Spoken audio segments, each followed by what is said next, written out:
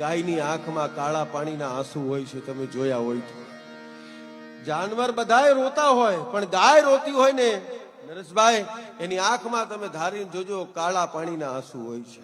અને એક કવિરાજ ગાયને પૂછે છે કે માં, ગાય તારી આવી હાલત, રસ્તે રજળે અને કોકના ઘેર જઈને માથું મારે, સિંગડા મારીને ખાલી હેઠી ખીચડી ખાવા માટે તું જાય છે. તારી અંદર તો 33 કોટી દેવતાનો વાસ છે. એ માં ગાય કોકના ઘરે જઈને, ગઢવી સાહેબ, કોકના ઘેર જઈને માથું મારીને સિંગડું મારીને કોકના હેઠા બટકા ખાવા માટે જાય છે. ત્યારે ગાયને વાચા ફૂટે છે, ગાય જવાબ આપે છે, કવિરાજ કોઈના હેઠા બટકા ખાવા માટે નથી જાતી, તો કે માથું મારીને કોકના ઘર સુધી શું કામ જાય છે? અને પછી ગાય જવાબ દે છે કે હજારો વર્ષો પહેલા મહાભારતના રણ મેદાનની માલિપા ભગવાન કૃષ્ણ છે હાથમાં ચક્ર લઈ અને અર્જુનને ગીતા ગાઈને જ્ઞાન દીધું.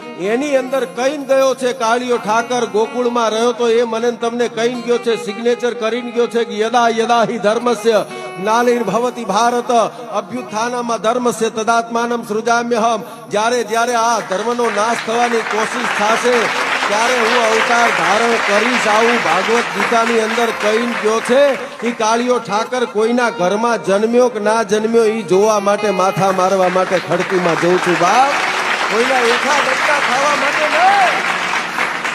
પણ કાળિયો ઠાકર જન્મ્યો કે ના જન્મ્યો એ જોવા માટે જઉં છું.